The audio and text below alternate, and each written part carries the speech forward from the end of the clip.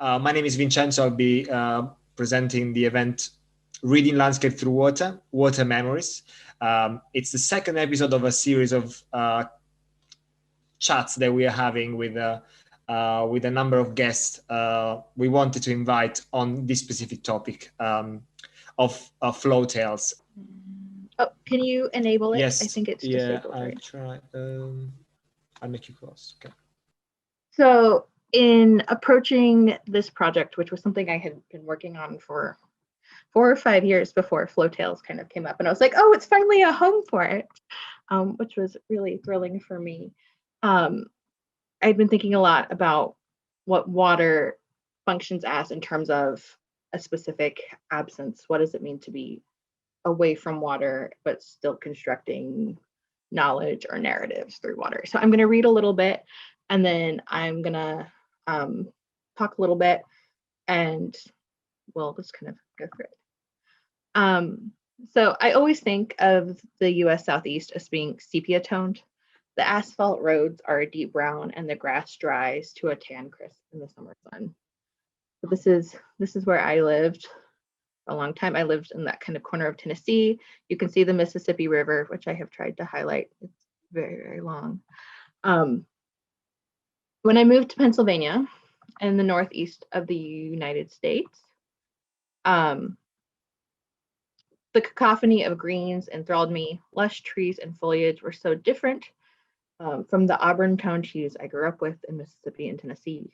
I worked on cruise ships for a little while, and I was really struck by the deep blues of the Pacific Ocean and the teals of the Caribbean Sea, which seemed so far removed from the waters I had seen in Mississippi and Tennessee, which are notoriously kind of murky and brown. Looking at the Google map of the area where I grew up, the blue of the river is really jarring. Here, blue simply means this is not land. It is key to understanding the topography and navigating it rather than any kind of accurate reflection.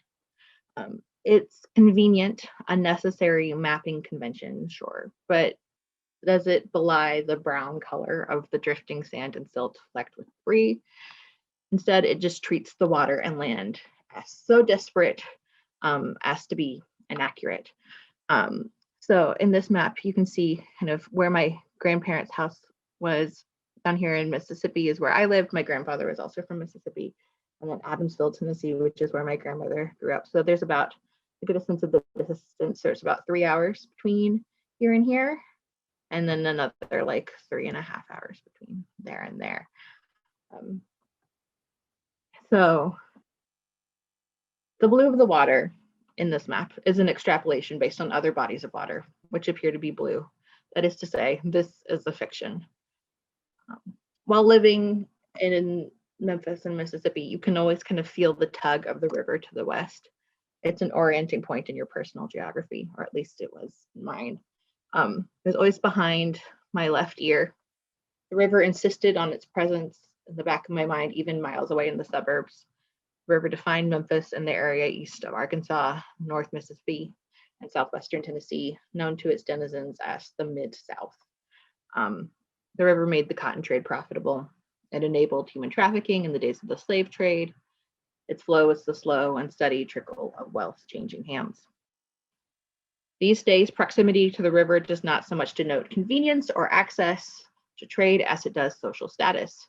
Increasingly, the Mississippi has become a branding point for the city, specifically a way to market to the privileged. A large-scale music festival featuring such performers as Cardi B and the Killers is hosted annually on the bank at Tom Lee Park.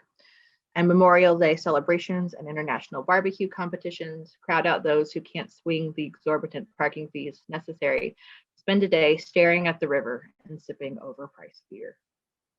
The houses in the area are tall, narrow, modern, and so expensive just Googling the real estate listing made me feel exhausted. In the midst of the river, on a small slip of land known as Mud Island, the housing prices climb still further, and the cost of privilege of being ensconced by the water. I tell you this because, as background for the work I produce for Flow Tales, it makes my grandfather's pursuit of installing a miniature river in his suburban backyard, miles away from the river, all the more poignant. So this is my grandfather. when he was very small and very adorable.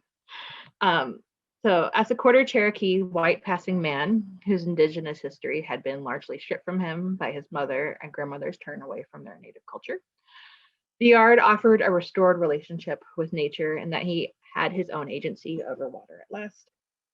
I come from generations of sharecroppers who owned no land but worked it just the same, paying for the privilege. So on his small suburban lot on Reese Road, in what was at one point Memphis and then became Cordova, Tennessee, it offered a precious privilege, land which you did not need to cultivate for survival or commerce, but for sheer joy of one's relationship with it and the luxury of time and energy to do so. So going through family photos, I looked through a bunch as part of this project. I was really struck by how much my grandfather does not smile in pictures taken indoors. So that's all of like the Christmas photos of him holding, you know, some dreadful thing that like I've thought to make for him or anything like that. He'll smile a little bit, but he always looks happiest outdoors or with my grandmother. So there's my grandparents together. So, and there they are over time.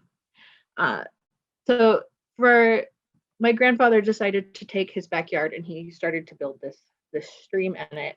And I spent a lot of time in the backyard growing up. My grandparents took care of us a good bit. My parents were both in school. My younger siblings were there with them all the time. And so the backyard became this really important space of play for us. We blew bubbles, we dug up onions. My grandfather made me eat cherry tomatoes straight out of the garden, which I absolutely hated at 6 and so wish I had bothered to enjoy now. But the biggest thing was that he wanted to put in this stream. He built this island for me with a little koi pond where I could sit and read, and it was really lovely. But it was basically surrounded by this trench that he had dug into his yard with the hope of installing this water feature. And so it became this really important kind of fictional space for us of water, where it didn't really exist and it didn't exist yet, and it ended up never being installed. But it became this way of feeling like we had access to this really important space with water, especially living so far from the river and body of water. You really can't get in the Mississippi River. It's quite dangerous. It's quite dirty. And instead to have this space where you have some kind of autonomy over water, and the purpose of it is to be really enjoyed, in this kind of recreating or reimagining of nature. So this is me and my parents in the 90s in my grandparents' backyard. And you can see the very back, there's a little bit of a trench behind the bricked flower beds, where he started to put it in. I think this is about 1997. So here are my siblings with my grandfather. This is the island, and you can see the dug in kind of space that he's made. So it's got these kind of wooden little bits to kind of hold up one bank, and then there's the other on the other side. And so it flowed kind of all around the yard. And then this is little peninsula backs up to the neighbor's yard. So the yard offered a promise of water that was clean and readily accessible to wade in, water that represented hours of happiness rather than commerce, water that might actually look blue, just like a Google map. To have access to wade, to touch the water and enjoy it was a joy. And so in our time there, it still became this space that we referred to in terms of water, right? It's not the ditch, it's the riverbed. And so we would sit there and it would be, you kind of have these natural ledges because it's been dug in. So you would go and you would sit and you would put your feet in the water. And all there really was maybe some dew, or if you'd been watering plants, you know, a little bit of water there. But it felt very real and tangible and important to us. So, and my siblings here, there's a little koi pond on the island. So you can see them there. And then there's the bridge, which really kind of defined this as a space marked by the water, right, that you had to cross over in this particular way, even as you can see where some of the bricks have been removed and the ground has gone flat because it's not properly dug in right there. So in some ways, it's a way of reinstating the value or the existence of this water with the bridge, even as it's been kind of undone by the lack of even supports there that would make it possible to have the water there. So now an overview of my grandparents' former house via satellite reveals a cheap plastic pool and a flat green lawn. There's no dream of water there any longer. But in those moments where I find myself leaving trails in the evening dew as I dash out to get laundry on the clothing line, even here in Texas, far from where I grew up, I can feel the water. It is a ceaseless, slow current across time and space. And so I think that's what really stood out for me in terms of this project and how to read the landscape through the water, is that this gap and how much one has access can really define one's relationship with water, and with whatever space you have available, even if that is just, a small suburban backyard, off exit 16 in Tennessee. So yeah, I think it's been a really important and precious way to think about what water means to me in my life and my history with my grandfather. And that even still, just like writing through this and thinking about it, that he feels very present in the absence of water to me, that he's very much there. And any moment where there's this kind of hint of that which could be but is not quite, that's where my grandfather is for me. And so he's really embedded in this landscape. And it's been really a precious opportunity to think about that. So I'm very, very grateful.